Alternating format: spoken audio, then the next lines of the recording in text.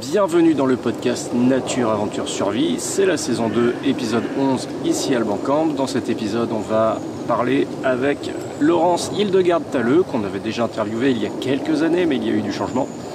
On va avoir deux questions, une question sur les bouilloires et une question sur les rations de combat et de survie. Bref, et une lecture juste après, comme d'habitude. C'est parti.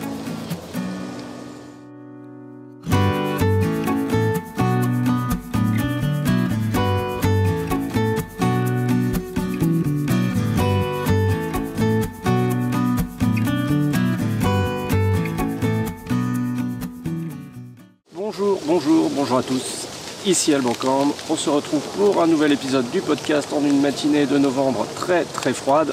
J'ai rien à raconter, donc voici l'interview avec Laurence Hildegarde-Talleux qui est spécialiste des plantes sauvages. Et cette fois, on parle des plantes sauvages comestibles mais également médicinales et la façon dont on peut se former pour les identifier. C'est parti. Bah écoute, comme la dernière fois, ça faisait 3 ans qu'on s'était entretenus ensemble, qu'est-ce qui s'est passé depuis ? Alors, qu'est-ce qui s'est passé depuis 3 ans ? Ouh là là, plein de choses. En fait, l'association Échappée Sauvage a déménagé en Corrèze, donc avec toute la dimension supplémentaire sauvage que ça implique. Et puis, moi personnellement, j'ai fait des conférences, réalisé le hors-série Survival Magazine que tu connais, et écrit aussi des articles pour Survival Magazine. Et donc là, cet hiver, je viens juste de terminer la rédaction du livre qui va sortir au mois de février. Ah bah, dis-nous en plus, parce que ça fait quelques années qu'on attend le livre quand même. Bah oui, c'est vrai que le fait d'écrire le hors-série, ça m'a donné envie d'aller plus loin. Et puis bon, j'ai bien senti que il y avait une demande, voilà, que je mette tout ça par écrit. Et du coup, le livre, en fait, c'est la méthodologie que j'applique sur le terrain et que j'essaye de transmettre pour reconnaître les plantes de façon simple et pratique et sans avoir bac+10 en botanique. Donc monsieur et madame tout le monde peuvent très bien s'approprier le truc assez facilement. Et du coup, j'ai tout couché sur papier et ça donne le livre qui s'appellera Guide pratique des plantes sauvages comestibles selon la méthode OSAPIC.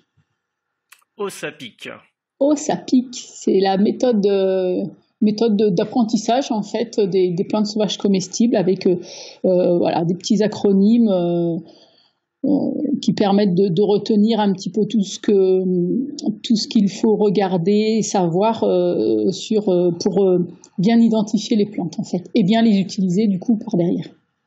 Donc il y a une grosse partie identification, ce qui est très important dans un livre, parce que finalement la plupart des guides des plantes sauvages disent surtout comment les préparer ou ce qu'elles peuvent apporter, mais c'est vrai que identifier les plantes c'est quand même la base pour pas se tromper. Donc toi tu as une grosse partie identification et en plus tu apportes aussi quelques recettes, quelques petites astuces, c'est ça ? Voilà, c'est ça. En fait, le bouquin on va dire, il y a 2 parties.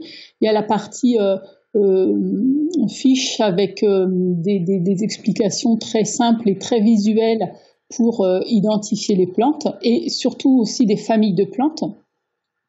Et donc dans ces fiches, il y a toute la liste de ce qu'on peut faire avec la plante. Et puis d'un autre côté, il y a toutes les fiches de réalisation, c'est un petit peu des tutos pour réaliser de façon simple, sans être non plus un grand technicien, des choses avec les plantes, donc que ce soit en alimentaire ou sur le terrain, à la maison, en termes de soins, de propreté, etc., etc. Et oui, parce que les plantes ont d'autres usages que de simplement les manger. C'est des multitools en fait. Moi j'aime bien ce terme multitool, alors tout le monde... T'es trop à la page là désormais, c'est pas possible ça. Tout le monde ne le comprend pas forcément. Alors moi je voulais appeler ça les multitools de la nature, mais mon éditeur a dit non. C'est pas possible puisque Multitool, c'est pas assez grand public et c'est vrai que nous, on navigue dans un domaine où bon, c'est un terme qui est à peu près connu, mais c'est pas forcément grand public. Et moi, vraiment, mon objectif dans tout ça, c'est de me mettre, moi, pas moi personnellement, mais de mettre cette connaissance-là à la portée de vraiment de tout le monde, enfin, monsieur, madame, tout le monde, les enfants, etc. Même les gens qui n'ont pas l'habitude d'aller dans la nature, qui n'ont même jamais regardé une fleur, etc. L'idée, c'est de pouvoir considérer la nature comme l'annexe du jardin potager, d'une part. Ça, c'est intéressant en termes alimentaires. Et puis, aussi comme adjoint, on va dire, quand on va faire des randos, des balades, des promenades, ou même si ce ne serait-ce que la promenade du dimanche avec les enfants, quoi. Se dire, on va aller récolter des choses dans la nature, soit on va les manger, soit on va faire une petite réalisation, je sais pas, par exemple de la vannerie, ou tiens, j'ai plus de lessive, comment je peux faire si je vais dans la nature ou j'ai plus de shampoing, etc., etc. Ça permet de considérer la nature comme, en plus de l'annexe du jardin potager, comme un supermarché, en fait. Un supermarché gratuit. Mais gratuit, ouais. qui garde en bonne santé, en plus. Ouais, c'est ça. Et du coup, si je comprends bien, désormais, ton axe de travail, c'est vraiment d'apporter une méthode aux gens pour qu'ils puissent identifier les plantes simplement. C'est l'axe de travail que j'ai toujours eu finalement. C'est mon leitmotiv, c'est la vulgarisation de cette connaissance. C'est une connaissance que nos anciens ils avaient et eux ils n'avaient pas plus 10. Enfin pour la plupart c'était vraiment une connaissance intuitive. On apprenait ça aux enfants.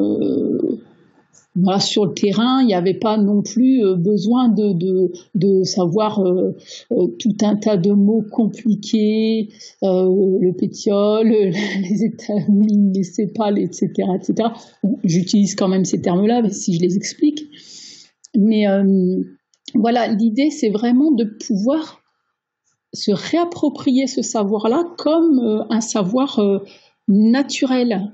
Et du coup, pouvoir le retransmettre aux enfants aussi, par la même occasion. Et faire en sorte que ça redevienne une dimension de notre culture générale, comme, je sais pas, savoir faire à manger, etc. Ouais, on en avait déjà parlé dans la précédente interview, mais c'est vrai que tous ces savoir-faire-là se perdent. Et aujourd'hui, alors je parle de mon point de vue, mais j'ai l'impression qu'on est face à une génération, tu vois, les trentenaires, les quadras, les quinquas, qui finalement se retrouvent avec des enfants ou des petits-enfants et qui commencent à se dire, bah merde, mes grands-parents ou mes parents m'ont montré des trucs dans la nature, mais moi je n'en suis plus capable, peut-être aliéné par la télévision, Internet et ce que tu veux. Et c'est vrai qu'on ressent désormais ce besoin de se retourner vers la nature, de retrouver ses savoirs ancestraux. Et comme tu le dis, à l'époque, ils connaissaient pas forcément la famille des fabacées, des astéracées, le pétiole, les folioles, etc. Tout ce vocabulaire-là n'était pas transmis. Par contre, il y a des critères simples qui peuvent être transmis de personne à personne. Alors, c'est pas forcément des critères scientifiques, mais ce sont des critères qui sont suffisamment discriminants pour pas se tromper. Et je vais faire le parallèle, moi, avec la cueillette de champignons. Par exemple, mon père, quand il m'a montré les champignons comestibles, il m'a jamais donné un seul nom scientifique ou un seul nom de famille. Il m'a juste dit, les champignons qui ont de la mousse sous le chapeau, tu peux les manger, sauf si c'est un peu rouge et que ça devient bleu. Et en fait, il me décrivait toute la famille des bolets et des cèpes. Donc j'imagine que ton axe de travail, maintenant, c'est vraiment de proposer tous ces petits critères-là, tout simples. C'est exactement ça. C'est l'exploration de la plante par les sens. En fait, on va la regarder, on va la toucher, on va la sentir, etc. Et puis, on va observer certaines particularités physiologiques, physiques de la plante qui font que, comme le champignon qui a de la mousse et qui devient bleu, là, ça va être la forme de la tige, l'implantation des feuilles, etc. Et puis à un moment donné, en fait, quand on a une conjonction de plusieurs critères, on est sûr que c'est une certaine famille de plantes ou une certaine plante. Et là, voilà, qu'on sache le nom ou pas, finalement, on s'en fout. On sait que ce type de plante-là, on va pouvoir l'utiliser pour se nourrir ou faire autre chose. Ouais, c'est très intéressant ce que tu dis à propos des sens, puisque je trouve que de nos jours aussi, on a tendance à négliger nos cinq sens. Et pourtant, ça peut apporter des critères extrêmement intéressants. Je pense à la carotte sauvage, tout simplement. Les gens ont toujours peur de confondre avec la ciguë, avec le Nantes, avec toutes sortes de plantes pas très sympas qui potentiellement sont toxiques. Mais il suffit simplement de froisser le feuillage et si ça a une odeur de carotte, c'est qu'on a réussi à discriminer. Je sais pas si tu as d'autres exemples comme ça. Pour parler aussi de la ciguë et de la carotte, un truc super simple, c'est poilu, pas poilu. Je le dis tout le temps, en fait, dans toutes les formations que je fais, c'est poilu, pas poilu, mais c'est quasiment une des premières choses à regarder. Parce que c'est un critère déterminant dans plein d'espèces. L'odeur aussi, c'est vrai que l'odeur, c'est important. Comme tu dis, la carotte, c'est une carotte.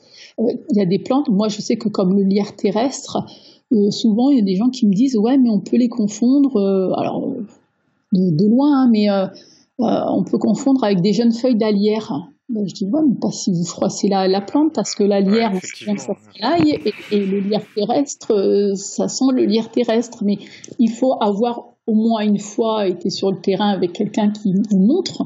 On revient dans une démarche d'apprentissage sur le terrain avec un maître, un enseignant comme on avait avec nos grands-parents, qui montre et voilà, qui fait sentir, toucher, disant voilà, c'est telle caractéristique, c'est telle plante et cette plante-là, tu peux en faire ci ou ça. Ouais, ça me rappelle également lors d'un stage une remarque qui m'a été faite par un stagiaire. Comme quoi la consoude, on peut très facilement la confondre avec la digitale. Alors c'est vrai que les feuilles peuvent porter à confusion, mais là il suffit d'utiliser le sens du toucher. Et la consoude est extrêmement rêche comme un paillasson, alors que la digitale est toute douce, trop douce pour être honnête en fait. C'est ça, donc, trop douce pour être honnête. Ouais. Comme tu le dis très bien, c'est une conjonction de critères et je pense qu'il faut aller au-delà de simplement le visuel. C'est vrai qu'il faut essayer de trouver, dans le sens du toucher, il faut essayer de trouver surtout l'odeur. On peut déterminer beaucoup de plantes. Donc c'est aussi se réapproprier la nature que d'essayer de dépasser simplement le côté visuel, le côté très internet finalement. Le côté où je regarde un article sur telle plante et j'ai des photos. Si ça ressemble de près ou de loin, certaines personnes sont prêtes à prendre le risque à consommer cette plante-là, alors qu'ils n'ont pas tous les critères olfactifs, ils n'ont pas le critère tactile. Donc il en va aussi de la sécurité finalement des gens, d'adopter une méthodologie solide. Ouais, c'est clairement, comme tu dis, ouais, Internet, c'est vraiment un problème. On voit, il y a beaucoup d'applis qui voient le jour maintenant sur l'identification des plantes. Je sais pas ce que tu en penses d'ailleurs de toutes ces applis, mais moi je trouve que c'est à se tirer une balle. Pareil, je vais pas cracher sur l'une ou sur l'autre parce que je pense qu'elles sont toutes aussi mauvaises sans vouloir être désagréables. Non, c'est-à-dire que ce sont des applis qui peuvent être éventuellement utiles pour confirmer si on a un doute, si on a on a une pratique un petit peu, qu'on a déjà fait des stages avec des professionnels et puis on est dans la nature, on n'est pas trop sûr parce qu'on est tout seul, on peut demander à l'appli éventuellement un support pour confirmer son identification, mais pas comme ça en freestyle sans jamais avoir pratiqué sur le terrain. De toute façon, il n'y a que l'expérience, hein, on le sait bien, on le voit tous les jours avec quand on a des stagiaires, tu vois, comme moi, il n'y a que en faisant les choses qu'on apprend. Et c'est vrai que c'est un peu, comme tu dis, le danger d'Internet maintenant, c'est que les gens pensent que en regardant des tutos sur YouTube, qui sont par ailleurs super intéressants, hein, mais ou en regardant des images de plantes, on va pouvoir tout de suite se plonger dans le faire, mais c'est pas aussi simple que ça en fait. Mais en même temps, si on a un bon accompagnement avec quelqu'un qui a une méthodologie, une pédagogie, comme toi par exemple tu peux faire sur le feu par exemple, tu tu as tellement bien décortiqué le truc que tu arrives à transmettre ce que tu sais par des moyens simples. Je pensais tout à l'heure, quand on parlait de trucs multifactoriels, aussi à ton bouquin sur la navigation naturelle. Et oui, alors ça, c'est vraiment l'exemple type de la réappropriation des 5 sens. Ouais. Exactement. Et puis, c'est une conjonction. C'est pas un seul. C'est pas parce qu'il y a un arbre qui dans un sens ou voilà, enfin, qui fait que c'est cette direction-là. C'est une conjonction de critères qui font que tu vas avoir ton orientation de données. Alors, la plante, c'est pareil. Et en fait, tout ça, ça relève de se réapproprier notre milieu et c'est de se reconnecter. Alors c'est un bien grand mot, un peu pompeux peut-être, mais se reconnecter à la nature, etc. Bah oui, parce que quand on vit d'entre quatre murs devant un ordinateur ou qu'on est au boulot, la voiture, la maison, les supermarchés, etc., on a tendance à plus du tout aller mettre les pieds dehors. Et puis, ou alors juste pour se promener de temps en temps, mais finalement ne pas savoir quoi regarder. Et ça, c'est cette activité ou d'aller à la rencontre des plantes ou de la nature en général, ça participe de ça, de se reconnecter un peu à notre milieu et de faire en sorte que quelque part on retrouve nos racines, quoi. Oui, puis pour rebondir, en fait, il y a aussi le fait que dès qu'on commence à réapprendre deux, trois petites ressources sur le terrain, on commence à prêter beaucoup plus attention à ce qui nous entoure et en fait, une chose en amène une autre et à partir du moment où on apprend à identifier 4, 5 plantes, bah, finalement, on va repérer la 6e qu'on connaît pas et puis la 7e qui a des fleurs bizarres et puis la 8e qui pousse dans un endroit un peu incongru et petit à petit, on va être tenté par l'exploration de tout le milieu et on va essayer de repérer justement tous les indices qui nous entourent, quoi. Toutes les plantes, les indices, les arbres. Et c'est ça aussi, se reconnecter à la nature, c'est accepter le fait que voilà, on réapprend des petites choses basiques, mais ces petites choses basiques vont nous mettre le doigt sur ce que l'on ne connaît pas encore ou qu'on a oublié. Et du coup, on a envie de se tourner vers davantage de ressources. Ouais. Ben c'est ça, on lève un petit coin du voile. Après, c'est ce que je dis souvent aux gens quand je les emmène en balade, je leur dis attention, je risque de vous mettre la petite graine du virus, ça va vous envahir et après vous allez plus pouvoir vous promener normalement. Après on se promène et puis on arrête tous les 5 minutes parce qu'on se dit ah mais peut-être que ça se mange, ah mais peut-être que ça. Et finalement, si on est avec des gens qui ont l'habitude de randonner à 25 ou 30 bornes par jour, ça devient assez pénible pour eux finalement. Parce qu'on s'arrête tous les 5 minutes. Ouais, on s'arrête tout le temps, ouais, c'est ça.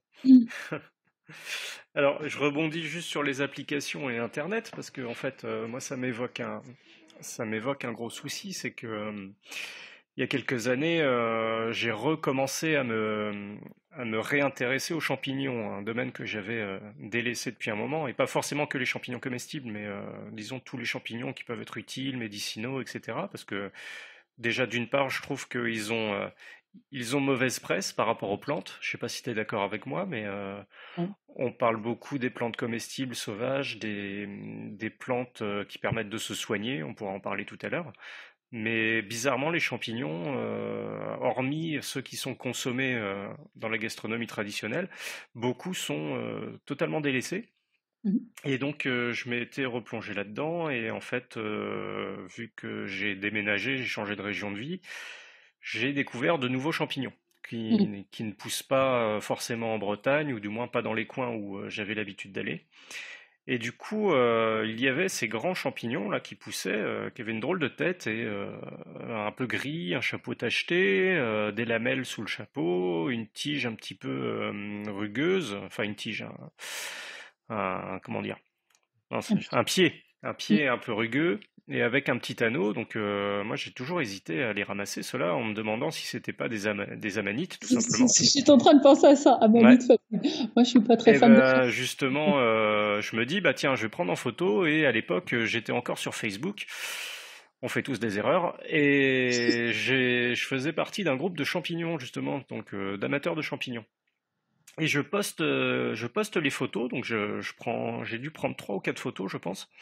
Je poste les photos, et là, en l'espace d'1 heure, j'ai dû avoir une 30aine de réponses, Mais alors, dans ces trentaines de réponses, c'était totalement discordant avec 5 identifications totalement délirantes, 2 autres qui étaient un petit peu plus plausibles, mais bon, on pouvait encore se questionner. Et finalement, en fait, la seule détermination que j'ai réussi à faire, c'était par moi-même, en allant justement dans mes livres de référence et en appliquant tous les critères qui était nécessaire. Et en fait, ce champignon-là, c'était une coulmelle, donc une lépiote Ah, assez haute. mhm. Et le critère pour l'identifier, c'est l'anneau coulissant. Donc, c'est ce petit anneau qu'il y a sous le chapeau, au niveau du pied.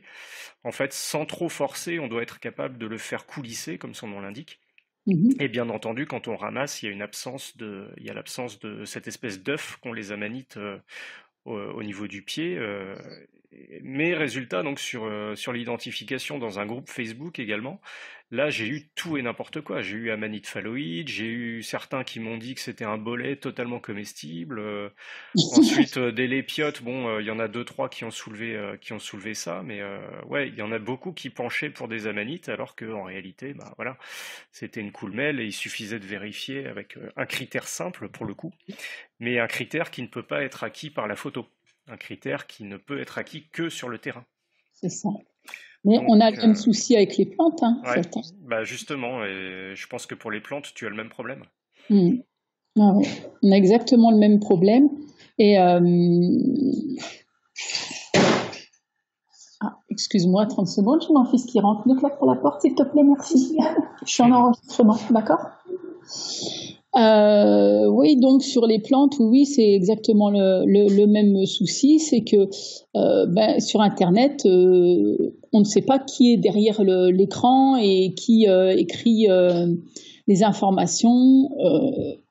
Il faut savoir que de toute façon, si vraiment on veut apprendre des plantes, il faut aller voir un spécialiste. Maintenant, on a quand même pas mal de gens sur le terrain qui font des balades découvertes, un peu de la formation, etc.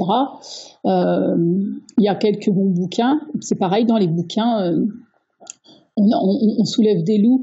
Pas plus tard qu'au mois de septembre, là, cette année, j'avais un groupe en formation et un des stagiaires avait apporté 4 ou 5 livres. Alors ça m'a bien fait rigoler parce que je me suis dit, si, peut-être qu'il est venu avec ses livres, il a peut-être rien à apprendre et finalement il n'a pas trop ouvert ses livres. Mais à un moment donné, par rapport aux familles de plantes, il regardait et dans son bouquin, et il me disait, mais je comprends pas, mon bouquin me donne pas la même famille. Et pourtant, on sait que les familles de plantes, en fait, elles sont, il y a les anciennes familles, les Oui, elles ont été réactualisées, oui. c'est ça. Mais là, on était vraiment sur des familles extrêmement différentes de la famille normale. Et c'était des bouquins, mais d'éditeurs connus et reconnus pour leur sérieux. Et j'ai trouvé ça incroyable. Il faut savoir que maintenant, en fait, il y a beaucoup de livres qui sont écrits par des gens qui ne sont pas forcément des spécialistes, mais des gens qui écrivent et qui reprennent des informations d'autres livres ou de livres étrangers, etc. Et donc, ils n'ont pas forcément la finesse d'analyse sur la technique particulière, quoi. Et donc, ils vont recopier ce qu'ils vont traduire ou ils vont recopier ce qu'ils vont trouver sur le net pour faire un bouquin sur les plantes. Ouais, et puis ces histoires d'anciennes familles, nouvelles familles, ça peut aussi poser des problèmes parce que si on vous parle des ombellifères, c'est pas la même chose que si on vous parle des astéracées, quoi. Il y a eu une mise à jour qui a été faite et très souvent dans les anciens livres, par exemple, moi j'en ai un en tête, c'est un excellent livre important qui s'appelle Nos grands-mères savaient. Je crois que c'est Jean Palaiseul qui l'a écrit. Donc c'est les remèdes de grand-mère par les plantes. Je sais pas si tu le connais ce livre. Non, bien. Mais pour le coup, il est réédité tous les, je sais pas, je dirais tous les 4 ans. À chaque fois, il retire des plantes. Alors pourquoi? Je sais pas, peut-être qu'il y a des gens qui s'intoxiquent ou peut-être qu'ils ont peur que des gens s'intoxiquent. Mais voilà, ce livre, il est très bien si vous savez déjà identifier certaines plantes. Par contre, vous n'allez pas pouvoir apprendre parce que ça va être des anciennes familles. On va vous parler effectivement des crucifères, des ombellifères, donc des termes qui de nos jours n'ont plus lieu d'être. Et au niveau des livres, il y a également le fait que il faut que les livres soient à votre portée aussi. Et ça, c'est un souci. Alors, je sais pas si je peux soulever un petit problème que j'ai eu avec les livres d'un botaniste éminemment célèbre. Je sais pas ce que t'en penses. De qui tu parles? Je crois que tu sais de qui je veux parler. Ouais. Non, mais tout simplement, quand il y a quelques années, quand j'ai voulu identifier un petit peu quelques plantes sauvages, je me suis tourné forcément vers les ouvrages de François Couplan. Mhm. Et le souci, c'est que quand on choisit mal le livre de François Couplan qu'on veut, on se retrouve avec un ouvrage universitaire finalement, avec relativement peu de contenu pratique, mais une liste exhaustive des familles de plantes, et pour le coup vraiment des familles botaniques, avec des critères botaniques.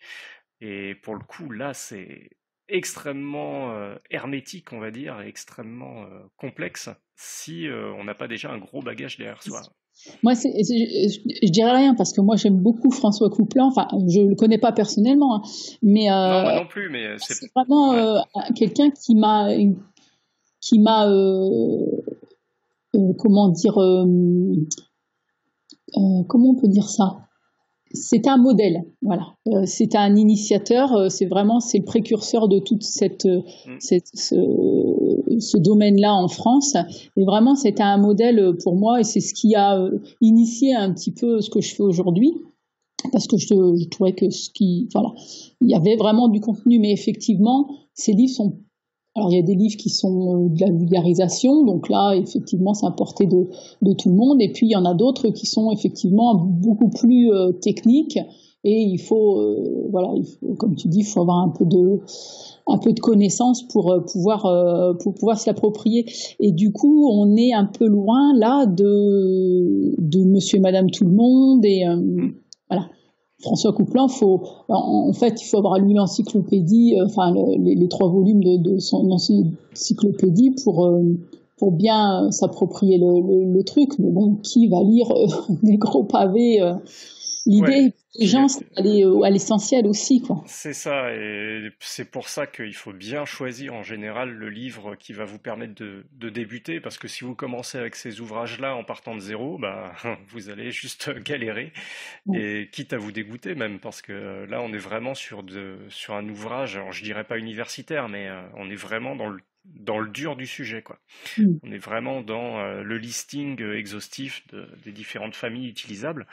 Donc il n'est pas cohérent de commencer par là, même alors qu'il y a d'autres livres qui sont très bien faits et qui permettent justement de s'initier un petit peu plus en douceur. C'est un peu notre boulot aussi, à nous qui sommes vraiment sur le terrain avec des gens informés, etc. C'est d'aller chercher cette connaissance très très pointue. Et puis j'imagine que toi, bien sûr, pour le bouquin justement sur l'orientation naturelle, tu as dû manger quelques bouquins un petit peu pointus pour arriver à faire une synthèse pour que les gens puissent lire ton livre de façon agréable et le comprendre de façon simple et s'approprier tout de suite les savoirs. Et c'est, je dois dire, peut-être notre rôle aussi à nous d'arriver à simplifier, vulgariser ça sans perdre l'essentiel du savoir, bien sûr, mais faire en sorte que ce soit accessible au plus grand nombre, en fait. Ouais, puis je pense que rien ne remplace aussi la digestion sur le terrain, c'est-à-dire que forcément écrire à partir de livres de référence, ça tout le monde peut le faire. Mais je pense que ce qui est très important, c'est de le digérer soi-même, de trouver les petites astuces que l'on peut avoir sur le terrain. Parfois, ce sont juste des astuces qui sont pas orthodoxes et qui sont peut-être pas du tout reconnues même en termes techniques, mais rien ne remplace l'expérience du terrain, quoi. Ah clairement, oui, il faut avoir effectivement été chercher la connaissance dans les bouquins, l'avoir expérimenté de nombreuses fois et de nombreuses façons, et pour pouvoir vraiment digérer la chose et pouvoir justement la retransmettre de façon simple. De toute façon, il n'y a que quand on a vraiment bien maîtrisé son sujet qu'on peut transmettre de façon limpide. Sinon, on se perd dans les choses et les gens ne comprennent pas. Donc, Genre, Ouais, c'est ça. Et tu vois, il y a un exemple qui me vient bêtement à l'esprit dans le domaine du bushcraft.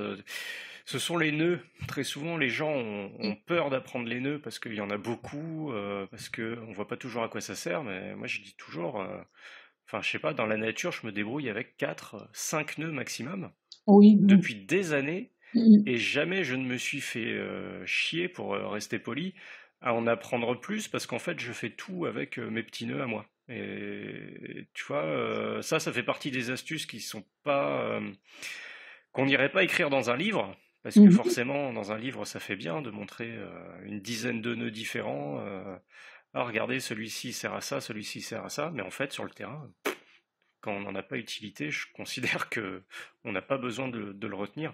Et c'est ça le fait de digérer la connaissance et de la rendre accessible, c'est aussi être honnête que des fois, on n'a pas besoin de connaître certaines choses, on n'a pas besoin de les retenir. Quand tu consommes des plantes, j'imagine que tu te poses pas la question de savoir si c'est une apiacée, si c'est une astéracée, si c'est une fabacée. Ouais, Quand tu sais la reconnaître et que tu sais l'utiliser, c'est c'est ça, parti, quoi. c'est ça. Bon, quand c'est napiacé, en général, je me pose des questions avant quand Oui, il faut même. quand même se méfier. Ouais. Bon, apiacée, pour ceux qui nous écoutent, c'est quand même la famille de la cigule, Nantes, toutes ces petites réjouissances-là. Ouais, Celles qui sont comestibles qu'une seule fois, en fait. ouais, jusqu'à la fin de notre vie. Ouais. Seulement, bon, voilà, ce sera qu'une fois et après vous vous réveillerez pas. Après, il faut aussi faire attention comment dire, aux légendes internetiennes, hein, toujours. Oui. Il n'y a pas très très longtemps, j'ai vu dans un bouquin d'un collègue que le tilleul argenté était toxique. Et alors là, je me suis Ah dit, bon? mais mince, si dit ça, mais de où il sort cette information? Hmm. En fait, je connais la composition du tilleul, rien de toxique, qu'il soit argenté ou pas argenté, hein, un tilleul. Et vraiment, j'ai cherché, et en fait, j'ai dénoué le truc.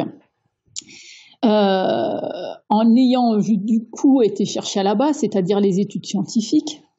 Ce qui se passe en fait, c'est que depuis quelques années, on trouve au pied de certains tilleuls argentés des colonies de bourdons ou d'abeilles mortes. Mhm. Et donc, grosse panique à bord, on s'est dit, mon Dieu, les pauvres, ils sont intoxiqués par le tilleul, ou qu'est-ce qui se passe, etc.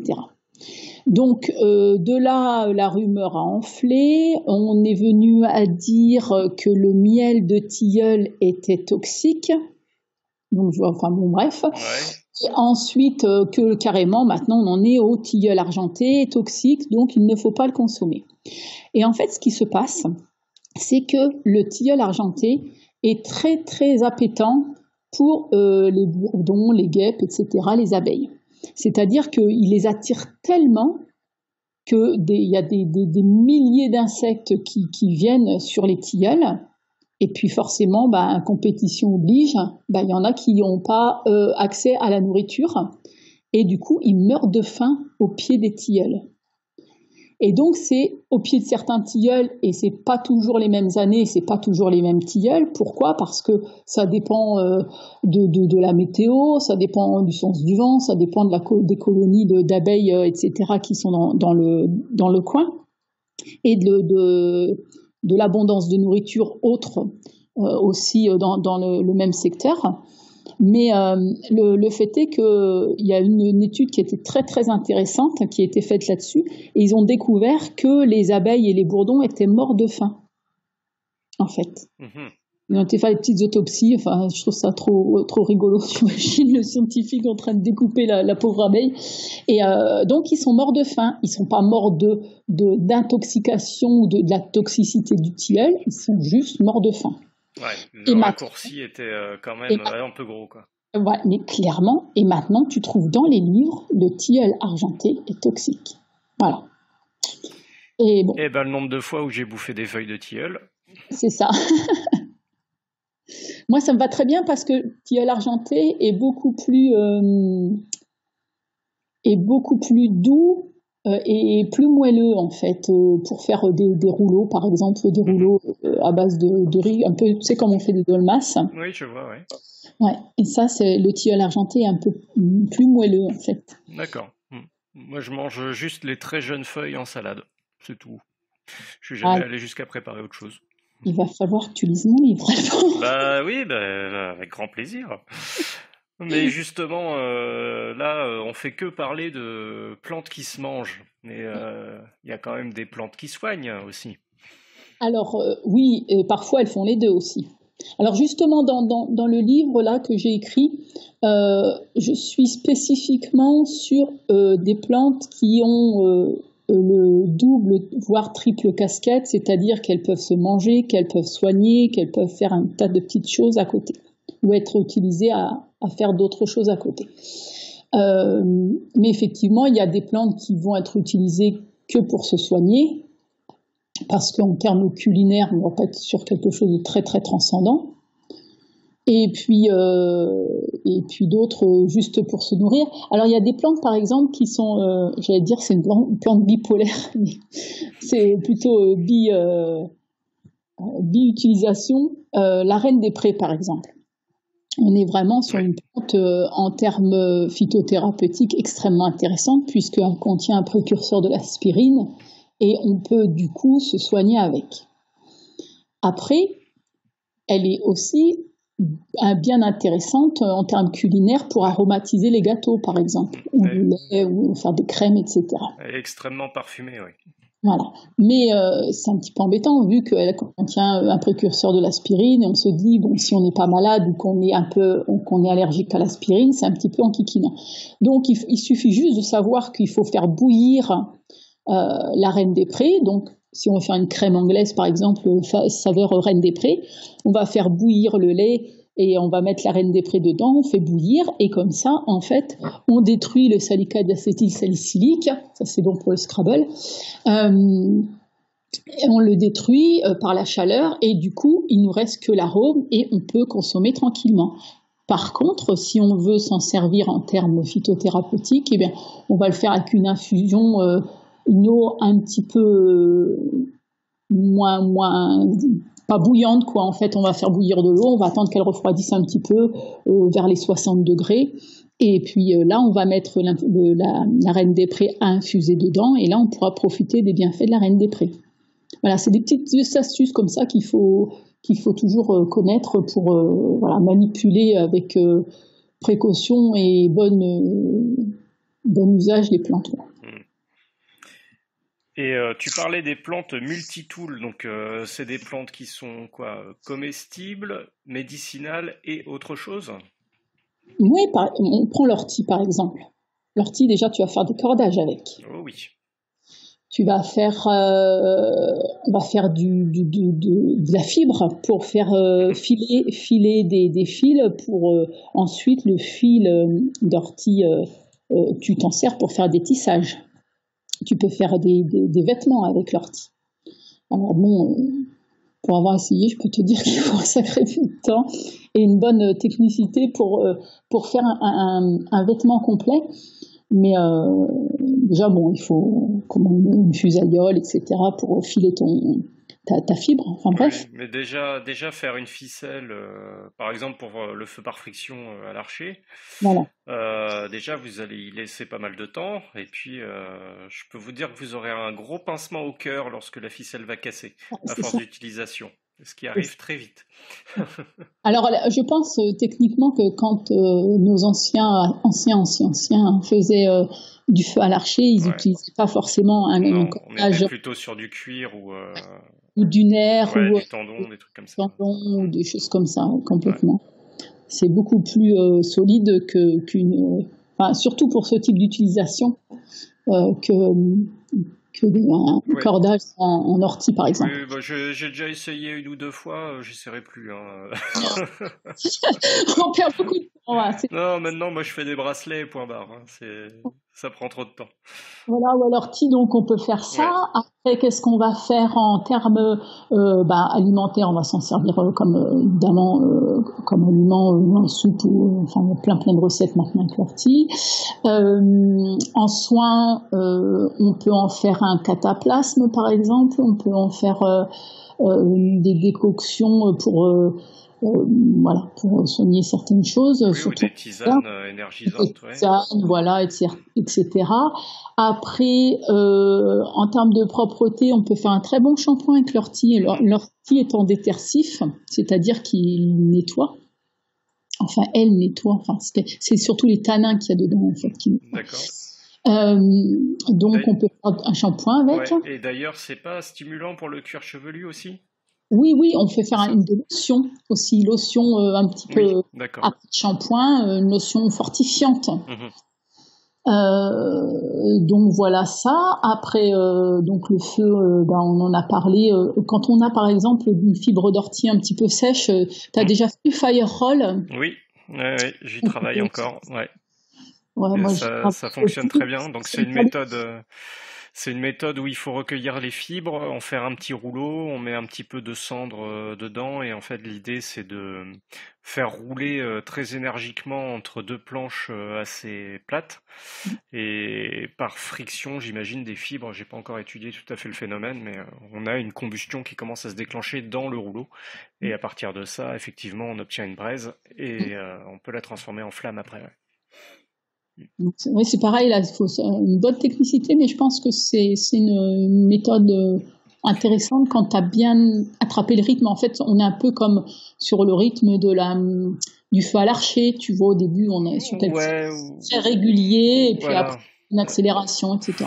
Faut y aller, oui, voilà, c'est ça. Au début, faut y aller doucement pour autoriser le rouleau, pour que le rouleau puisse se mettre à rouler, hein, tout simplement, pour pas qu'il glisse entre les planches. Et puis, petit à petit, on accélère et il faut augmenter également légèrement la pression. Donc, oui, c'est vrai qu'on est un peu sur le principe du feu à l'archer aussi. Maintenant, on peut l'utiliser avec un peu toutes les fibres qu'on peut rencontrer, même du coton, hein, ça marche très bien avec du coton. Et ça peut aller très très vite. En moins d'une minute, on peut très facilement avoir une braise. Ouais. C'est une méthode qui est assez surprenante en fait parce que j'ai du mal à comprendre exactement ce qu'il se produit dans le rouleau. En fait, c'est ça qui me pose problème ces temps-ci.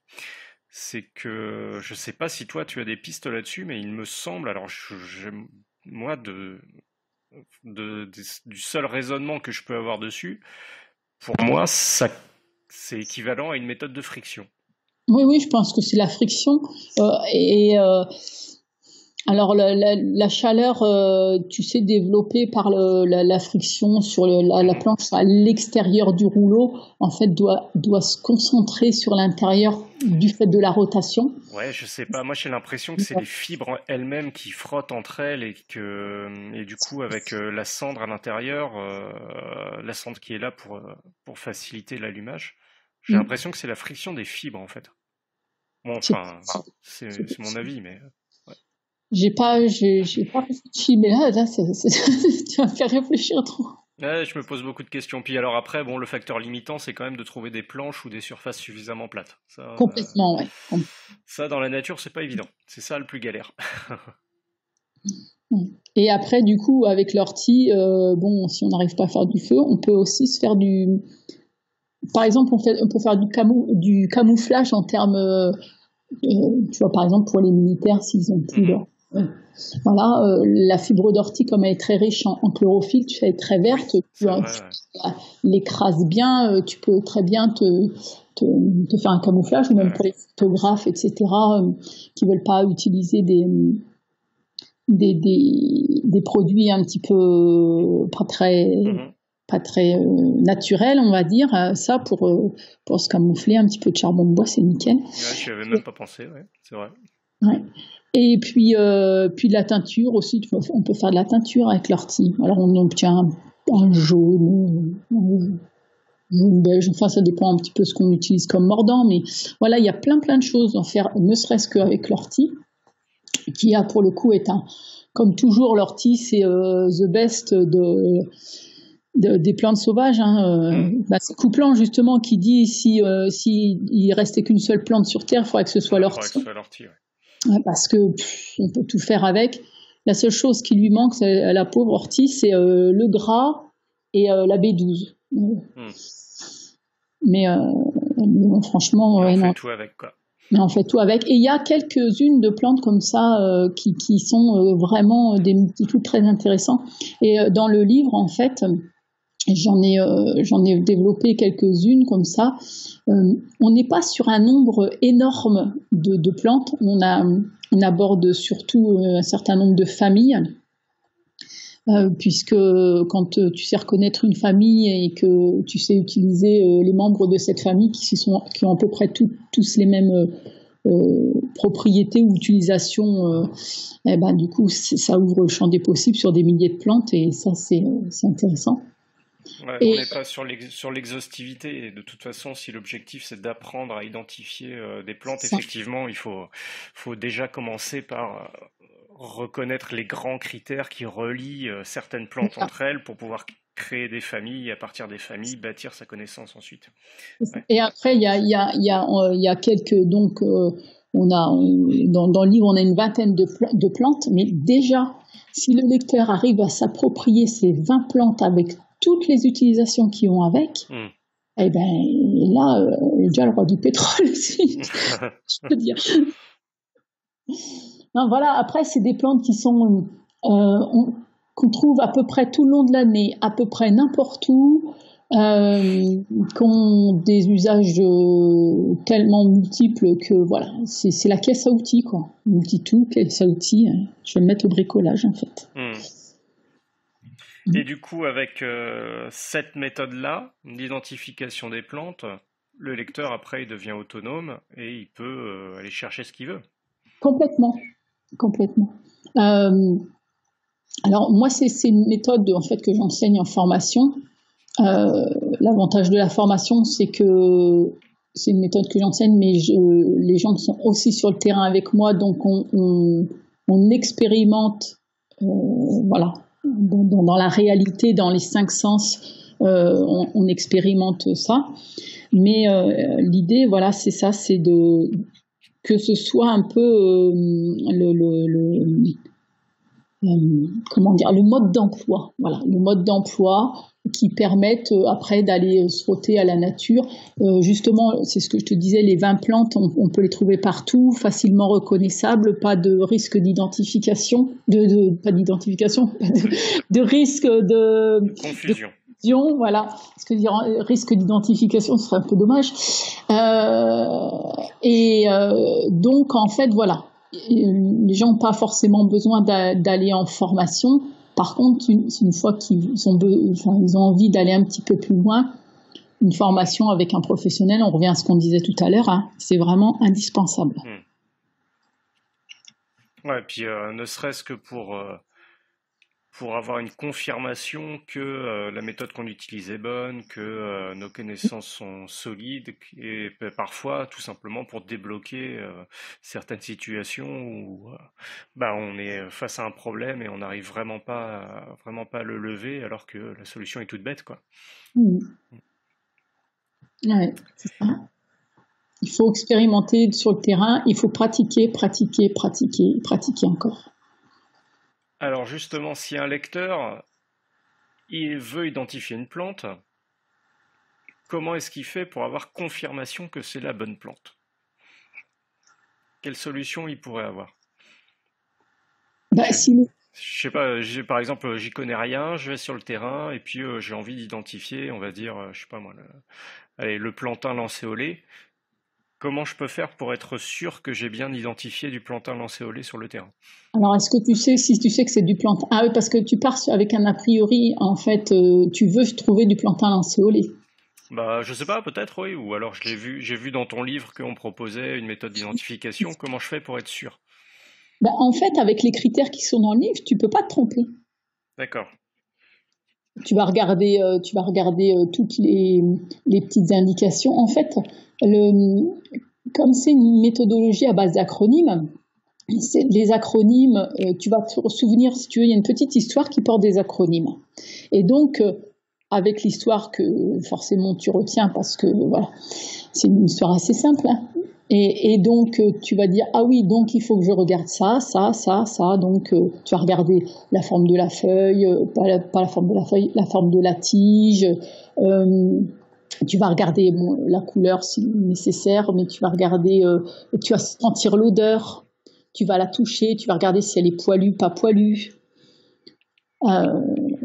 voilà, c'est des choses que tu vas regarder si tu veux. L'acronyme va te guider et te rappeler tout ce qu'il faut regarder sur la plante. Et dans ce que tu vas avoir regardé sur la plante, tu vas avoir 3-4 critères qui vont ressortir. Et tu vas dire, ah mais oui, mais, tu vois, typiquement, les lamiacées. Tu vas dire, ah oui, tige carrée, feuille décussée, odeur forte, poilue. Ok, j'ai affaire à une lamiacée. T'as pas besoin d'avoir un bac plus 10, hein. 4 critères à retenir. Ça tombe bien, toutes les lamiacées sont comestibles. 2700 espèces. Donc, genre, plutôt. Et en plus, on peut faire des blagues en disant qu'on est capable de mettre les mains dans les orties, alors qu'en fait, c'est pas des orties.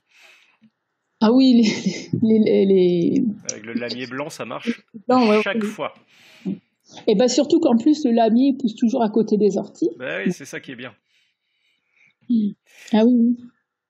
Alors, sinon, je vais revenir sur un truc qu'on avait évoqué lors de la dernière interview, il y a plus de 3 ans. Je ne sais pas si c'est toujours d'actualité, mais justement pour les gens sur le terrain qui veulent reconnaître une plante, qui pensent avoir reconnu une plante, est-ce qu'il existe toujours un forum sur lequel on peut poster une petite photo pour avoir une petite aide? Oui, complètement. Il s'appelle mauvaiseherbe.org. C'est tout attaché. Alors, j'y suis un peu moins qu'avant, effectivement. Il y a 3 ans déjà, j'avais un peu levé le pied. Ça demande beaucoup de temps, hein, tout ce qui est Internet, hein, on le sait. Donc, je préfère privilégier le terrain. Et puis, je préfère être avec les gens pour leur montrer plutôt que d'être tout le temps sur mon ordinateur. Mais néanmoins, ce forum existe toujours. J'y passe régulièrement, donc si vous n'êtes pas pressé, il n'y a pas de souci, vous mettez une photo. Il y a une section identification. Il y a beaucoup de fiches plantes déjà aussi qui peuvent vous permettre d'identifier les plantes. Et puis voilà, il y a de l'aide à l'identification. Et puis, il y a toujours quelqu'un pour répondre plus ou moins rapidement, en fait. Avec toutes les précautions que ça implique, comme l'exemple qu'on a cité tout à l'heure, où là, les gens sont plutôt sur deux et plutôt efficaces. Donc, après, voilà, sur le forum, il y a 2-3 personnes qui répondent. Ceux qui ont donc, ou les administrateurs, donc c'est bon. Après, on a une équipe d'animateurs. Si sous leur pseudo c'est marqué animateur ou je sais plus, c'est herbaliste, voilà, c'est ceux qui font partie de l'équipe Racine, puisque l'équipe de modération s'appelle l'équipe Racine. Eux, ils ont la compétence pour donner une identification. Et donc, ça permet aussi de pas que ce soit pas Pierre-Paul Jacques, même si Pierre-Paul Jacques vous répond, tant qu'il n'y ait pas un modérateur qui soit passé par là pour vous confirmer que toujours garder une petite, pas une méfiance, mais bon, de toute façon, quoi qu'il arrive, c'est ce qu'on disait pour les plantes, il faut une multitude de critères. Pour les identifications, si vous voulez avoir de l'aide par Internet, il faut qu'il y ait plein de personnes qui vous donnent la même identification, parce que sinon, c'est comme pour toi avec les champignons. Voilà. Sinon, vous allez poser une question et vous n'allez pas revenir après. Voilà, c'est ça. C'est ça. Vous ne pouvez pas vous plaindre, en fait. Ouais, vous allez être scotché aux toilettes pendant un week-end, et puis, et puis voilà. Donc, hormis les livres, hormis le forum, tu proposes tes stages régulièrement sur le terrain. Il y a quoi comme stage à part identification des plantes? Tu proposes de la cuisine, de la phytothérapie, ce genre de choses, non? En fait, les stages, ils sont... on a une formation de 5 jours. Là, on va complètement décortiquer cette méthodologie que je présente dans le livre et surtout pratiquer. On va pratiquer, on va cuisiner, etc. À la fin de cette formation de 5 jours, les stagiaires, en fait, sont totalement autonomes dans leur identification et sont capables de se débrouiller seuls après pour enrichir leur savoir. Et c'est ça vraiment qui est important, c'est de leur donner les clés pour se débrouiller après par eux-mêmes, qu'ils n'aient pas forcément besoin tout le temps d'avoir quelqu'un qui les aide en fait. Et au-delà de ça, ils peuvent aussi retransmettre autour d'eux, dans leur famille, leurs amis, aux enfants, etc. Ça, c'est la formation de 5 jours. Ensuite, on fait des stages divers et variés. Alors, ça peut aller de la balade découverte qui va durer 1 ou 2 heures, ça dépend. Après, on a des ateliers cuisine. Alors ça, c'est des ateliers cuisine pour le midi, le soir. Enfin, ça dépend aussi un peu de la demande et puis de ce qu'on organise. On a des stages de 2 jours. Là, on est plus sur le mode rando animé. Là, on va dans la nature, on cueille, on cuisine dans la nature, bien sûr, et on dort en bivouac, en hamac, qui sont fournis d'ailleurs par l'association. Voilà, on a tout un tas d'activités diverses et variées. Cette année, là, c'est ce que je te disais en préambule, c'est que je suis en train de remplir l'agenda de plein de stages différents. On va faire un stage type coureur des bois, c'est-à-dire qu'on part 3 jours dans la vallée de la Dordogne. Et donc, il y a une dimension canoë, donc récolte des plantes, bivouac, etc. C'est comme ça. je savais que ça t'interpellerait. Le 1, 2, 3 mai. 1, 2, 3 mai. Oh là là, je vais regarder mon calendrier. On a 10 places. Oh, bon, attends, je vais te dire ça. Ouais. Et donc voilà, c'est le genre de choses qu'on fait. Alors il faut savoir aussi par rapport à l'identification des plantes, là tu disais, tous les gens qui viennent en stage avec moi, ils ont mon numéro. Il y a d'ailleurs mon téléphone sonne, tu vois. Ils ont mon numéro et je reste en contact avec absolument tous les stagiaires que je reçois. Alors ça commence à faire un petit peu là, mais bon, c'est pas grave parce que bon, tout le monde est assez raisonnable. Mais ça permet aussi que dès qu'il y a un doute sur l'identification ou quoi que ce soit, c'est du coaching personnalisé en fait. C'est-à-dire que ils m'envoient la photo en me disant voilà, c'est ça. Ou alors ce qui est sympa aussi, c'est que quand ils se mettent à cuisiner à la maison, à partager avec leurs enfants, avec leurs amis, ils m'envoient des photos et ils sont contents de leur réalisation. Et puis du coup, moi je suis contente aussi parce que j'ai réussi à transmettre le virus et du coup ça me plaît bien. Et eux, du coup, contaminent les autres aussi derrière, donc c'est cool. Et donc voilà, c'est aussi un moyen de faire en sorte de rester disponible pour l'identification et pour rassurer, pour que les gens puissent redécouvrir tout ça de façon sereine, quoi. Ouais, et puis donc dans l'ensemble de ce que tu proposes, il n'y a pas que de l'identification des plantes basiques. Tu l'as bien dit, hein, finalement, il y a aussi une introduction à la vie sauvage, quoi.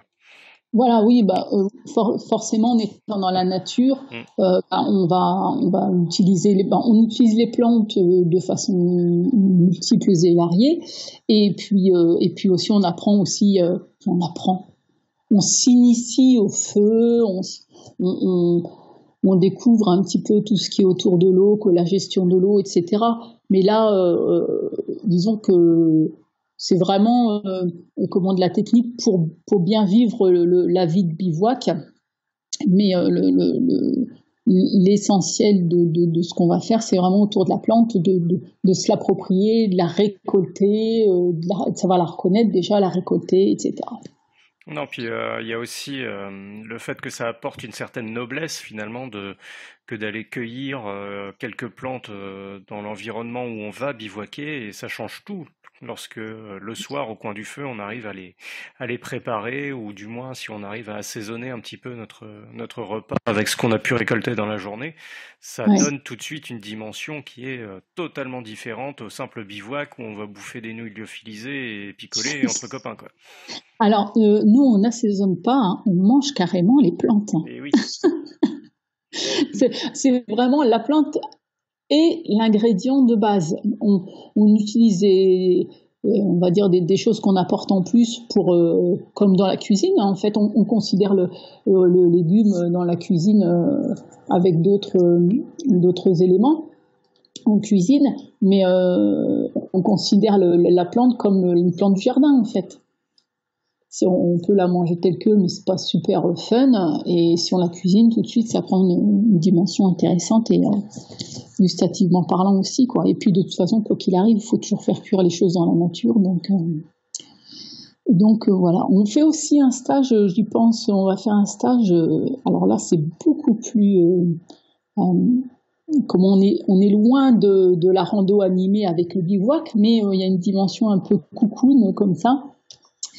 C'est un stage où on va apprendre à faire des massages. Donc évidemment, c'est pas moi qui masse parce que je suis incompétente dans le domaine, mais par contre, je suis avec un spécialiste qui va apprendre aux stagiaires à faire des massages et moi, je vais leur apprendre à réaliser des huiles de massage et des macérats, voilà, pour qu'ensuite, quand ils rentrent chez eux, ils peuvent fabriquer leur huile de massage et ils sauront faire les massages aussi.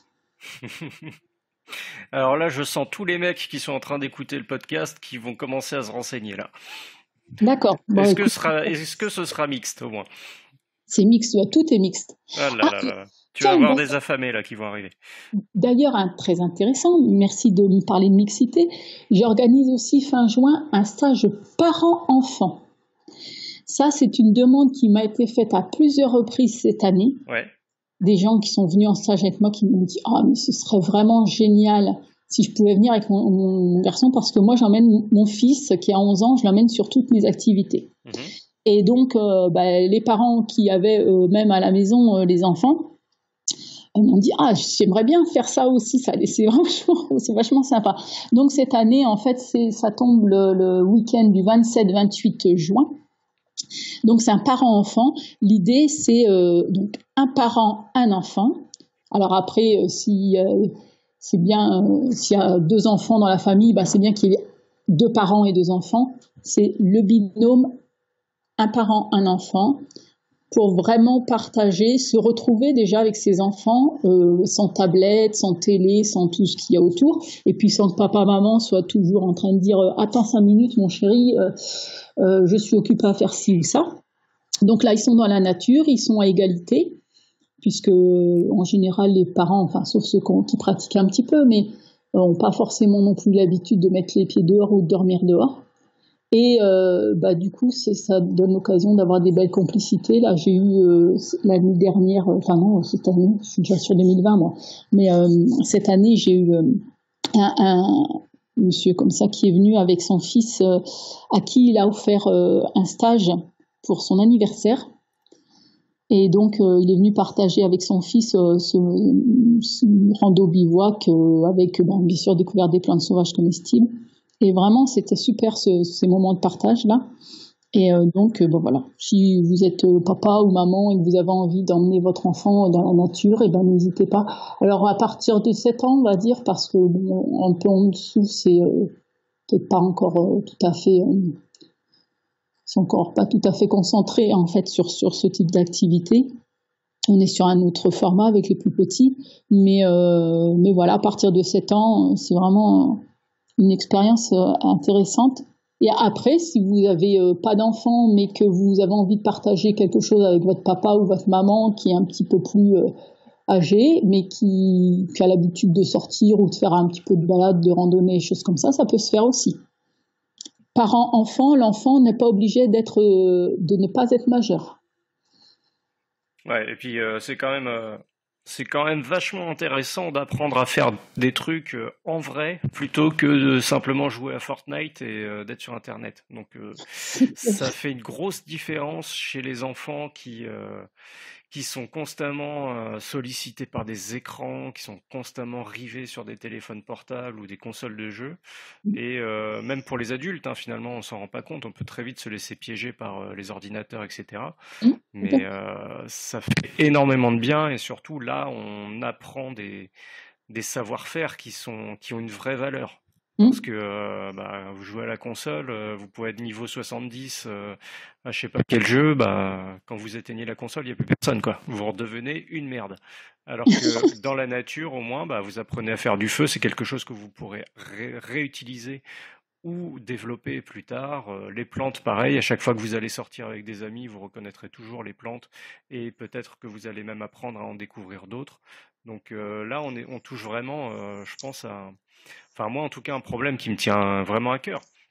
C'est peut-être mon métier d'enseignant qui fait ça, c'est peut-être ma déformation professionnelle, mais on se rend compte que les écrans, c'est juste la fabrique à crétins majeure du 21e siècle. Et ressortir dans la nature, apprendre à reconnaître quelques plantes, apprendre à faire des vraies choses avec son corps, avec ses doigts, avec 2-3 outils, c'est quelque chose qui se perd et c'est vraiment malheureux parce que là, on est sur du savoir concret, quoi. Bref, c'était ma petite diarrhée verbale comme il fallait. Non, mais comment on dirait, je te plus sois à 100%. Ouais, plus cœur sur toi, j'aime, ouais. Voilà, c'est ça. Pouce bleu. Pouce bleu, voilà. Ouais. Bon, et en dehors des formations, donc, on peut te retrouver dans le magazine Survival régulièrement. Oui, alors voilà, des articles ou sur la cuisine, ou sur les stocks, ou sur les plantes, enfin ça dépend un petit peu. On peut me retrouver aussi sur la radio, alors bon, c'est local, hein, mais ceux qui nous écoutent et qui sont dans le secteur de la Creuse ou qui reçoivent France Bleu Creuse, je fais une chronique tous les mardis matins à 8h35. C'est rediffusé aussi sur France 3 Limousin, je crois, en même temps. Oui, ça doit pouvoir se trouver en réécoute ou en podcast. En podcast, voilà. Voilà. Ouais. Alors, si je soulevais le magazine Survival, c'est parce que tu as quelques articles qui sont vachement intéressants sur comment assaisonner les stocks finalement avec les plantes sauvages. Et ça, c'est intéressant parce qu'on n'en parle pas, parce que très souvent, survivaliste, on va stocker des pâtes et du riz, mais par contre, après, quand il va falloir bouffer du riz pendant 6 mois d'affilée, ça va pas être sympa. Alors que si on rajoute quelques plantes dessus, là, ça peut être intéressant. Oui, parce que l'idée du stock, c'est pas faire du stock en attendant la fin du monde, c'est stocker comme faisaient nos grands-parents pour pas se retrouver bête s'il y a 3 mètres de neige ou je sais pas moi, que le supermarché est fermé, etc., etc. Ou une grève massive. Enfin bon, on voit comment le monde évolue un petit peu là. Bon, c'est pas idiot non plus d'être C'est terrible d'ailleurs parce que, excuse-moi, je te coupe, mais tu vois, on aurait parlé de ça il y a 3 ans. Je t'aurais dit que bon, c'était peut-être un peu extrême comme considération, mais quand on voit comment évolue la société, là, on peut dire que les brides sont lâchées, quoi. Tu sais, on a toujours tort d'avoir raison trop tôt. Ouais. Moi, ça fait 10 ans que je suis dans des milieux de ce type, voilà, qui sont très décriés parce que le survivalisme, il y a le salon du survivalisme aussi d'ailleurs. Il y a 3 ans, quand on a commencé le salon du survivalisme, enfin c'est pas moi, hein, moi j'ai participé en tant que conférencière. Mais voilà, on a eu une flopée de journalistes qui nous sont tombés dessus. Alors le survivalisme, le couteau entre les dents, les armes plein la cave et tout. Mais spécial dédicace à Quotidien et France Culture. C'est ça, exact. Et du coup, enfin, ils n'avaient pas trop compris l'idée de la résilience en fait, puisque c'est plutôt de la résilience que du survivalisme. Et ouais, mais bon, là, faut les comprendre aussi. Hein. C'est facile de décrier ça quand on vit à Paris avec 6 000 € par mois, tu vois. Forcément, on se sent beaucoup plus à l'aise. Mais quand tu es un petit peu ancré dans la réalité et quand tu connais un petit peu le milieu, on est loin des caricatures, quoi. Ouais, c'est clair. Mais voilà, maintenant, tu vois, il y a Pablo Servigne qui a quand même bien vulgariser le mouvement, on va dire. C'est toujours pareil, il faut toujours un peu, à un moment donné, quelque chose ou quelqu'un qui parle d'une façon que le grand public puisse entendre et entendre de façon pas agréable, mais entendable. parce que quand tu as des discours un peu trop extrêmes, c'est comme le discours du botaniste, voilà, sur une balade qui va t'expliquer avec des mots très très compliqués, tu vas lâcher.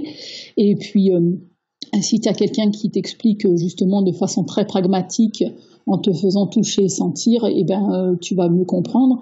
Peut-être que Pablo Servigne a eu ce rôle-là aussi, ou a ce rôle-là de vulgariser un petit peu ce mouvement et de le rendre acceptable aussi du coup par les médias. Mais comme tu dis, je sais pas si c'est vraiment acceptable, mais en tout cas c'est entendable. C'est entendable, voilà, c'est entendable. Et puis du coup, c'est plus, ça paraît moins improbable de se dire, c'est pas idiot d'avoir quelques jours ou quelques semaines de nourriture d'avance. D'ailleurs, il y a un site, c'est sur je sais plus .gouv, où ils préconisent d'avoir au moins une semaine ou deux d'avance de nourriture. Bon, c'est pas idiot, quoi. Enfin, c'est tout à fait. Ouais, même ou ne serait-ce que des bougies, des lampes électriques à dynamo, ce genre de trucs. Après, c'est toujours dans l'histoire personnelle. Des gens qui ont toujours vécu en ville et dont la famille a toujours vécu en ville avec peut-être des ressources un peu aisées. Là, des gens auront du mal à comprendre, mais tu vois, moi qui viens du fin fond du Finistère, où chaque hiver on a eu droit à des coupures de courant parce qu'on est en fin de réseau, moi j'ai l'habitude des coupures de courant. Je sais que t'auras pas forcément. Le supermarché du coin, il est à 20 bornes, il n'est pas forcément ouvert s'il y a des soucis. C'est une considération qu'il faudrait tout savoir, ça. Et notamment en ville désormais, puisque on a bien vu ces dernières années avec... moi j'ai en tête les blocages de raffineries il y a 2 ou 3 ans, je crois, mais c'était la panique en région parisienne, c'était un truc de fou, quoi. Ou la neige. La neige. Juste la neige. 2 centimètres de neige, la région parisienne paralysée, putain, les mecs. Ah oui. J'ai mis 3 heures pour faire 20 km. Ouais. Parce que moi j'avais des chaînes et les autres on n'en avait pas. Bref. D'accord. Ouais. Ouais, c'est vrai que moi j'ai pas du tout cette vision-là, puisque bon, j'ai toujours plus ou moins vécu à la campagne. Donc, je suis expatrié, moi. Là, j'ai un gros souci ces temps-ci. Tu m'étonnes. Mais c'est vrai que du coup, pour en revenir au stock et aux plantes, voilà, c'est ça. Une fois qu'on a des choses à la maison, finalement, si on a accès à certaines plantes ou qu'on en connaît au moins quelques-unes, ça permet d'agrémenter déjà d'une part, de faire des recettes un peu plus fun, mais aussi du coup de faire durer un peu plus longtemps. Puisque si on va prendre des plantes comme on prend des légumes du jardin, forcément on peut rallonger la sauce, quoi. Donc puis même pour le moral, c'est quand même vachement plus intéressant. C'est clair, un riz pas de nouilles. Mais oui, donc en parlant du salon du survivalisme aussi, du coup cette année, toi aussi tu y seras présent, donc on peut donner rendez-vous aussi. Probablement, oui. Donc donner rendez-vous aux auditeurs au salon. Surtout que Gatien Rames, qui était dans le précédent podcast, a été initiateur d'une petite surprise qu'on pourra présenter au prochain salon. Donc j'espère que son projet va être mené à bien. Et on ne peut que le remercier d'avoir insufflé cette dynamique. Oui, complètement. On peut pas en dire trop pour le moment. Non, on n'en dit pas trop, mais au contraire, justement, ça donnera peut-être envie à nos auditeurs de nous rejoindre et puis partager quelques moments. Moi, j'aime bien le salon parce que justement, c'est toujours un moment où on va rencontrer les lecteurs, les auditeurs ou les futurs stagiaires ou les anciens stagiaires, enfin, choses comme ça. Et c'est un moment de partage très très intense et très enrichissant. Ouais, et ce qui est intéressant, c'est que toi comme moi, finalement, on n'y est pas pour vendre du matos ou des trucs. On n'a rien à vendre en fait. On est juste là pour échanger et on fait pas ça pour l'argent. Mais du coup, ce retour des lecteurs, ce retour des gens qui regardent les vidéos YouTube, ce genre de truc, est vraiment très important parce que c'est ce qui nous permet finalement de savoir que des gens apprécient notre travail et c'est ce qui nous permet d'avoir la niaque pour continuer, hein, clairement. Oui, et puis aussi d'avoir le retour de terrain bon, même si on l'a avec les stagiaires, mais parfois il y a des questionnements qui émergent dans les discussions et on se dit ah bah oui, du coup ça peut être intéressant typiquement moi le livre c'est quand je rencontre des gens dans le salon, ou au salon ou autrement et qui me disent ah mais voilà mais quand est-ce que justement tu fais ton livre du coup c'est ce qui m'a poussée aussi. Voilà, je fais pas un livre pour faire un livre, je fais un livre parce que l'idée c'est de transmettre quelque chose, mais aussi de répondre à un besoin aussi quelque part. Donc voilà, donc faudra se retrouver au salon et on pourra échanger. Ouais, c'est sûr. C'est vraiment très important. Peut-être qu'on reverra Dave Canterbury. Ah bah oui, sûrement. S'il y a le stand Mora. Il y a des chances. Et rassure-toi, si toi aussi tu regardes Quotidien ou que tu écoutes France Culture, tu es le bienvenu, on n'est pas méchant. Ne t'inquiète pas, ça va bien se passer. Ne t'inquiète pas.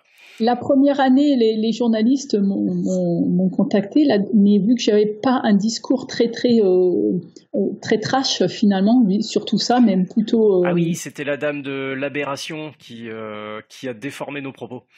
Oui, peut-être, je sais plus. Et à qui il avait fallu réécrire l'article parce qu'il était bourré de fautes. Ah d'accord. Donc on lui avait déjà réécrit l'article. Je sais pas si tu te souviens, elle avait écrit un truc bourré de fautes, mais c'était même pas d'un niveau 6e. Et du coup, on lui avait réécrit. Et le problème, c'est que ça lui avait pas plu, donc elle avait tout déformé après. D'accord. Parce qu'on était des vilains nazis survivalistes. En fait, je suis pas trop les médias parce que ça n'a pas d'intérêt pour moi. Parce qu'on tient à notre santé mentale, c'est tout. C'est ça, voilà. Mais l'année dernière, j'étais assez tranquille parce que j'ai aucun média qui m'a contacté, donc c'était parfait. Ouais. Bon, ils sont pas tous méchants. Non, ils sont pas tous méchants. Non, ils sont surtout incompétents. Il y a une chaîne 1839. Et ouais, tu vois, c'est alors 18h39, un truc comme ça. Et c'est la chaîne d'info de Castorama, je crois. Ouais. Et c'est les mecs qui ont fait le meilleur reportage sur le salon du survivalisme. En plus, c'est des gens adorables et effectivement ils sont venus sans a priori, ils étaient très ouverts, on a pu échanger vraiment de façon très constructive et au résultat, je crois qu'ils ont fait 2 ou 3 petits reportages et c'était vraiment très très bien. Ça retranscrivait bien l'ambiance du salon, ça retranscrivait bien tout ce qu'il y avait à transmettre en fait. D'où l'intérêt d'avoir des médias alternatifs et tu vois finalement le net c'est pas forcément que du mauvais parce que ça permet aussi l'émergence de médias qui sont un petit peu hors système et hors les médias nationaux. Attention, là on retombe dans le côté extrême droite survivaliste. Là, attention, médias alternatifs, mais quel mot emploies-tu? Dieu m'en préserve. Je suis pas pratiquante non plus. Aïe aïe aïe. Moi j'ai déjà parlé à Vincent Lapierre. Moi c'est fini, hein. C'est fini. Moi je ne fais pas d'ailleurs je sais même pas comment s'appellent les gens. Je ne fais pas de politique. Ça ne m'intéresse pas. C'est comme les médias, ça ne m'intéresse pas. Non, quand on est poli avec moi, qu'on me pose des questions constructives, ouais, on peut leur répondre. Bref, peut-être que cette année, le salon du survivalisme, ça sera l'année de la démocratisation, peut-être. Il y a des chances. Il y a des chances. Ouais. On verra ça bientôt. Bon, du coup, le livre, c'est pour quand? Sorti fin février. Fin février, ça sera juste avant le salon, donc c'est parfait. C'est bien fait, hein. Et d'autres projets? D'autres projets, oui. Un autre livre qui sortira en mai, alors là, plus spécifiquement sur la phytothérapie.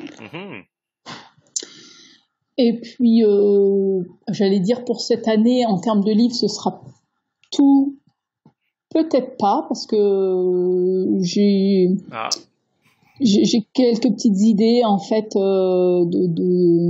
d'édition par rapport aux enfants, mais voilà, c'est pas encore tout à fait abouti. Des projets, quoi. Des projets, et puis surtout beaucoup de terrain, beaucoup de stages avec l'association Échappée Sauvage. J'interviens aussi avec Time of Target à Besançon, enfin du côté de Besançon par là, le 26 avril. L'école d'Éléonore Luna. Voilà, exactement. Donc pour une journée découverte et cuisine des plantes. Voilà. Plein de choses à faire et plein de belles choses à venir. Et est-ce que tu as un site internet ou une page Facebook pour qu'on puisse suivre tout ça? Oui, j'avoue, j'ai une page Facebook. En fait, échappésauvage.org, c'est donc échappé au pluriel et sauvage bien sûr au pluriel, toutattaché.org. Ça, on est sur le site internet de l'association. Vous avez dessus toutes les activités, il y a les actus, il y a des vidéos, etc. Ensuite, donc on en a parlé tout à l'heure, il y a le forum mauvaiseherbe.org. Et puis, page Facebook Échappée Sauvage. On a un compte Instagram aussi, Échappée Sauvage. Et voilà. C'est déjà pas mal. Ouais, c'est déjà pas mal pour te retrouver. C'est bon. Bon, un petit mot pour terminer. Un petit mot pour terminer, manger des orties. C'est le plus simple. Et je te remercie Laurence, et je te dis à très bientôt. À bientôt. J'espère que cette interview vous aura plu et on va enchaîner tout de suite avec les questions alors que la bouilloire arrive à son terme. Et bien justement, c'est une question d'Arnaud qui concerne les bouilloires. On va retrouver la question d'Arnaud tout de suite. Si je l'ai bien sauvegardé, parce que je sauvegarde pas, parce que je suis un débile. Voilà. Question bouilloire. Bonjour, je recherche une bouilloire qui peut aller directement sur les flammes. Rien de bien compliqué jusque-là, mais j'aimerais qu'elle siffle quand l'eau est chaude et sur ce point, j'ai du mal. J'ai cru comprendre qu'il ne faut pas que le bec soit trop grand. Comme j'ai déjà entendu votre bouilloire siffler lors de vos podcasts, je me demandais si vous auriez une référence à me communiquer. Merci Arnaud.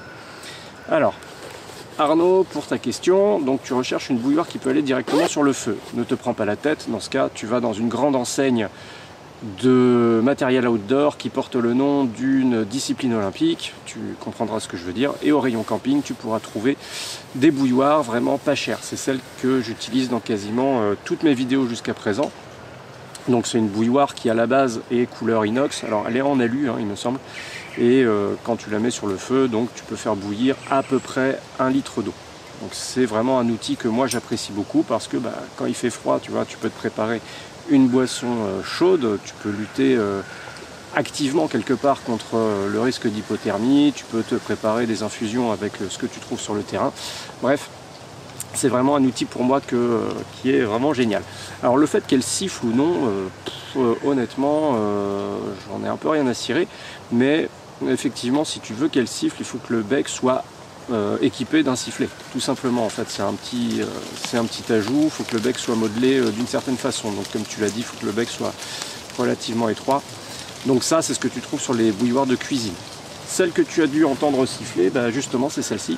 Donc, c'est pas une bouilloire qui peut aller directement sur le feu. C'est une... Ouh là là, c'est chaud.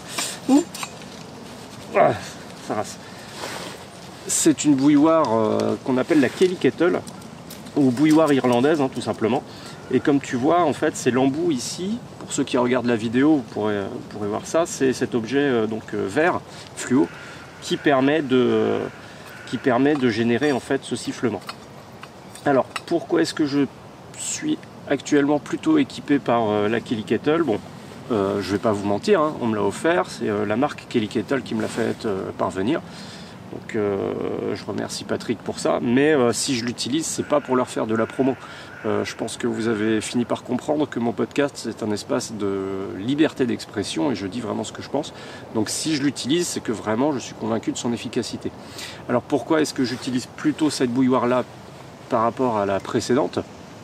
Tout simplement parce qu'en fait la Kelly Kettle est assez polyvalente, assez versatile et parce que ça m'évite d'allumer, hop, je vais la poser là, ça m'évite d'allumer en fait un grand feu. Il vous suffit d'avoir la base de la Kelly Kettle, donc cette espèce de, on va dire de bras zéro si on veut. Dedans vous allumez votre combustion, vous rajoutez la Kelly Kettle par-dessus et en fait ça fait un appel d'air et ça se comporte vraiment comme un réchaud à pyrolyse quoi si on veut. Donc dès que vous rajoutez du bois dedans, ça se consume vraiment très très bien. L'allumage peut être un peu délicat par moment, mais toujours est-il que vous faites bouillir de l'eau en l'espace de 2 minutes grand maximum quoi, avec simplement des bouts de bois. Vous voyez celui-là je l'avais rajouté à la fin, donc des bouts de bois d'une taille, allez on va dire légèrement plus gros que mon pouce. Vous pouvez rajouter ça dedans. Alors ce qui est intéressant également avec la Kelly Kettle, c'est que vous pouvez cuisiner en même temps. Vous rajoutez simplement des trépieds, donc c'est des petits objets en inox qui se rajoutent.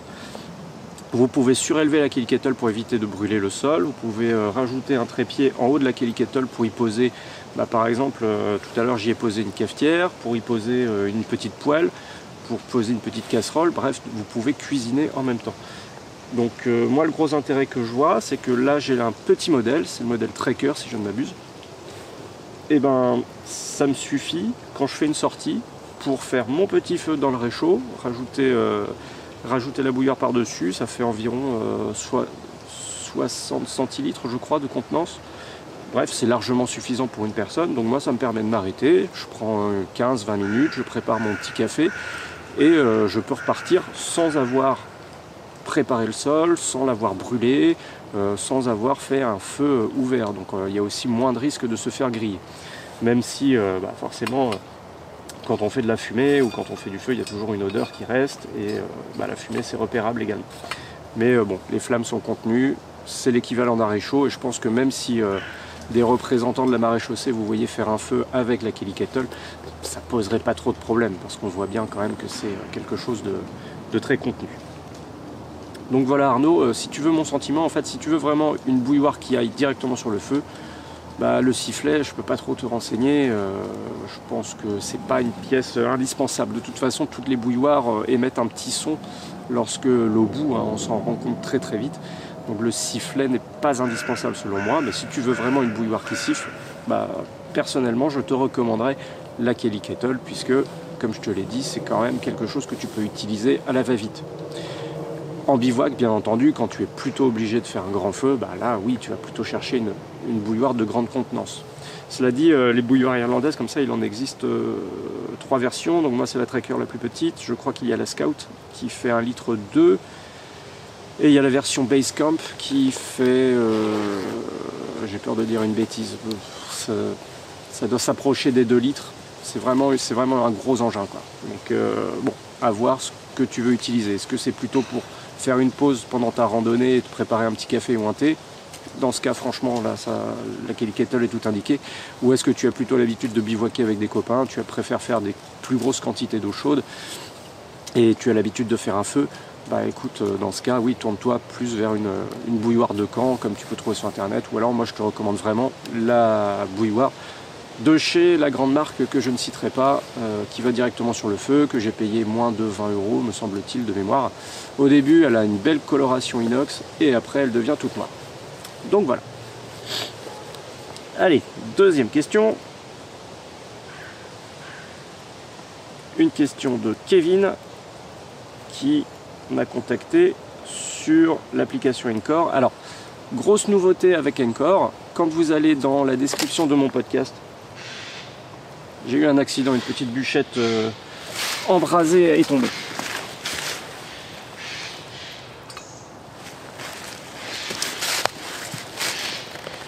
Et oui, pour ceux qui m'écoutent, j'ai préparé mon café et en fait j'ai le réchaud toujours allumé à côté. Donc grosse nouveauté pour ceux qui ont... voilà, 1, 2, 1, 2. Donc grosse nouveauté pour ceux qui écoutent et qui veulent poser des questions pour le podcast. Vous pouvez vous connecter à mon profil Anchor, donc c'est la plateforme sur laquelle je poste mes podcasts et qui les distribue un petit peu partout. Donc sur la plateforme Anchor, vous vous connectez à mon profil et vous pouvez poser des questions directement depuis votre téléphone ou votre navigateur internet. Donc allez dans la description du podcast juste en dessous, sur quelque plateforme que vous soyez, vous allez trouver forcément la description, les petits commentaires, et vous allez trouver un lien vers mon profil et vous cliquez sur Send Message ou un truc comme ça et vous pouvez directement enregistrer ça depuis votre ordinateur ou votre téléphone pour m'envoyer un message vocal. Donc là c'est Kevin qui m'a contacté pour m'envoyer un message vocal. Il est où le message ? Voilà.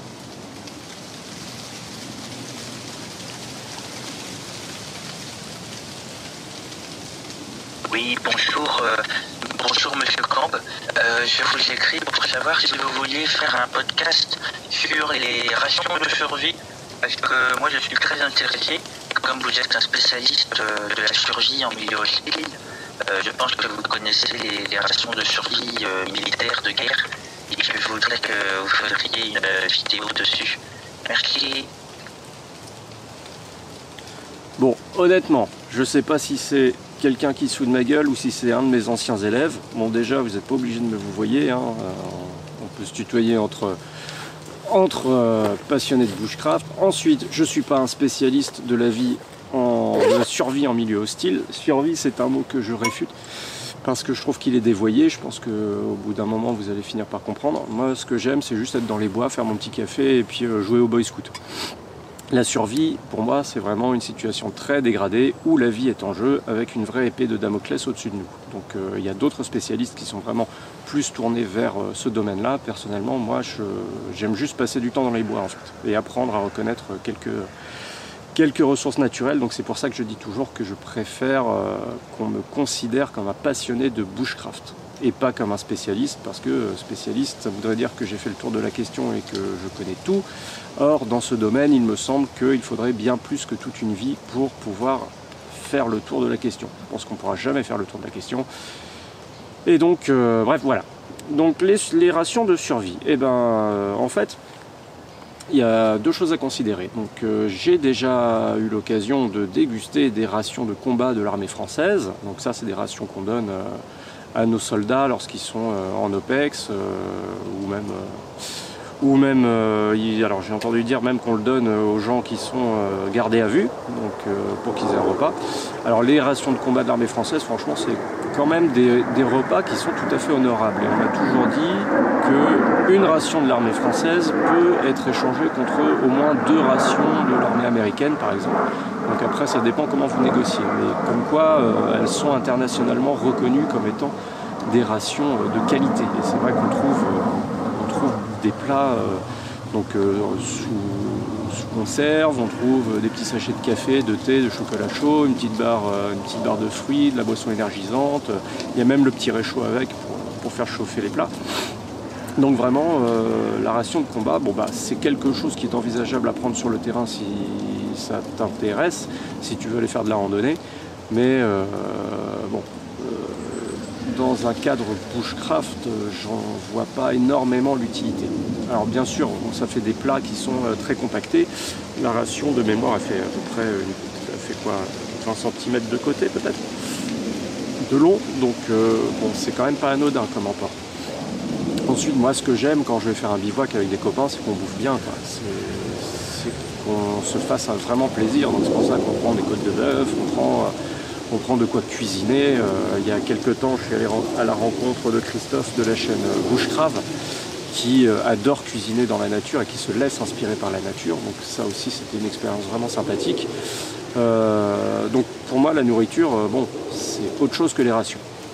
Ensuite, ce dont tu veux parler peut-être, ce sont les rations de survie. Donc vraiment les aliments qu'on peut donner à des populations qui sont en détresse, ou vraiment les trucs qui... en gros, on mange vraiment pour rester en vie, quoi. Et c'est pas par goût, c'est pas par appétence. Et là, pour le coup, oui, j'ai déjà fait l'expérience de goûter. Alors, la marque, je sais plus exactement, je crois que c'était NRG 6, un truc comme ça. Donc, il y a 3 lettres, NRG ou NGR, je sais pas quoi, avec un chiffre après. un emballage blanc et rouge.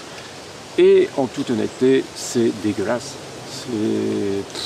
On a l'impression que c'est du son d'avoine compacté, une sorte de poudre vraiment rendue très très dure par compaction. Donc il vous recommande de la diluer dans un peu d'eau, etc. Enfin bref. Quand vous respectez un minimum, vous ne mangez pas ça, quoi. Ou vraiment, c'est que vous êtes vraiment en détresse, vraiment en survie. Dans ce cas, oui, la ration de survie a son sens. Donc je suis désolé de ne pas pouvoir te renseigner, Kevin, mais si tu veux plus d'informations sur les rations de combat et de survie, il y a une chaîne quasiment dédiée à ça. Je te conseille d'aller voir la chaîne de Piwem, qui fait des dégustations de rations. Bon, j'espère que tu y trouveras ton compte. Personnellement, c'est pas un sujet qui m'intéresse.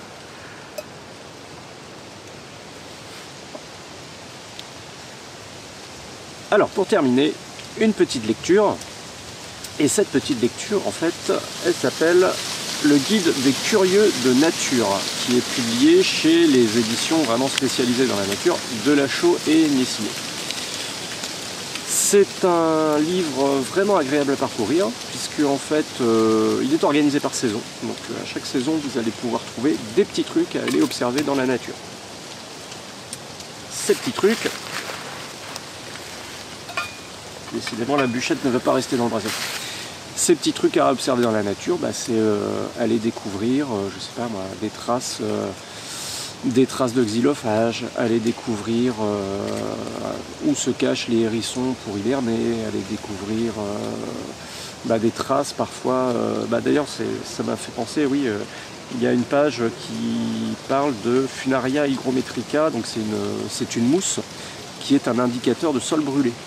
Donc en navigation naturelle, c'est intéressant. C'est une mousse qui se développe en fait à l'endroit où le sol a été carbonisé. Donc très souvent, on retrouve des débiles qui font des feux au sol et on retrouve leur charbon, le sol est cramé, etc. Et si on ne fait rien, en fait, la nature bien sûr va reprendre ses droits, certes, même si c'est un peu déséquilibré. Mais donc vu que le pH du sol, la quantité de minéraux, etc. a changé, et surtout la qualité du sol, le sol est devenu très dur, et l'un des premiers organismes pionniers à s'installer sur ce sol brûlé, ça va être cette fameuse mousse, donc ça doit être de la funaire hygrométrique, un truc comme ça en français, donc, qui est une mousse vraiment verdoyante, très flashy. Et ils en parlent dans ce livre justement, et c'est vrai que ça, c'est des traces qu'on peut retrouver en forêt quand on s'enfonce un peu profondément. Et voilà, c'est indicateur d'un sol qui a été brûlé. Donc on retrouve vraiment les foyers aux endroits où les gens ont fait leur feu. Quelque part, c'est un indice végétal et il saute aux yeux vraiment de façon très flamboyante sur la litière qui est plutôt brune, marron. Donc là, on a vraiment un vert très flashy. Donc vraiment, moi je le dis toujours, et c'est ce qu'on retrouve d'ailleurs dans le dernier livre de Tristan Goulet. J'ai l'impression qu'on retrouve des flammes végétales comme si le feu n'était jamais éteint. Bref, là ce ne sont que 2 pages sur un ensemble, donc sur le livre qui fait, de mémoire ça doit être 200 pages. Donc vous avez vraiment plein de petits signes comme ça, très sympathiques à étudier, et comme toujours chez Delachaux et Nestlé, il y a des illustrations qui sont quand même vachement belles. Donc des illustrations aquarelles, dessins, c'est vraiment très très joli, très très agréable à parcourir. Donc le guide des curieux de nature. Vraiment, vous apprendrez plein de trucs, ça c'est obligé. Et ça donne surtout envie d'aller chercher en fait dans la réalité ces petits trucs à observer. Donc voilà, c'est vraiment ma recommandation pour cet hiver. Vous feuilletez ça bien au chaud et vous allez voir que même dans les pages hiver, vous aurez des trucs à aller voir, et quand viendra le printemps ou quand viendront les autres saisons, vous aurez envie d'aller sur le terrain pour découvrir tous ces petits signes de la vie autour de nous. Et c'est ça qui est vraiment important, je trouve, dans le bushcraft, c'est de se confronter en permanence à l'environnement et d'essayer de comprendre tout ce qui se passe autour de nous, et en particulier en navigation naturelle. Plus on développe ses connaissances et ses savoirs, plus on a l'impression d'être invité dans une espèce de grande horloge, et tout autour de nous dans les bois on a l'impression de voir tourner des rouages en fait. On a vraiment des suites logiques, des associations qui au début paraissent totalement aléatoires, alors qu'en fait tout est vraiment presque organisé par la magie de la nature. Donc voilà, c'était l'instant spirituel. Je vous remercie d'avoir écouté ce podcast, j'ai pas été très bavard peut-être. Donc si ce podcast vous a plu, n'hésitez pas à le partager comme d'habitude, n'hésitez pas à mettre un pouce bleu ou des petites étoiles sur la plateforme où vous êtes, et surtout vous pouvez aussi mettre un commentaire honnête et détaillé, ça c'est important. Donc parlez-en autour de vous, c'est comme ça que ça peut se faire connaître. Si vous avez des questions, donc questions audio sur mon profil Anchor, le lien est sur mon site albancamp.com, et vous pouvez également m'envoyer un mail. L'adresse c'est contact@albancamp.com. Vous retrouvez tout dans les commentaires du podcast juste en dessous. Et puis j'ai plus qu'à vous dire au mois prochain, bonne journée et bon bushcraft à tous.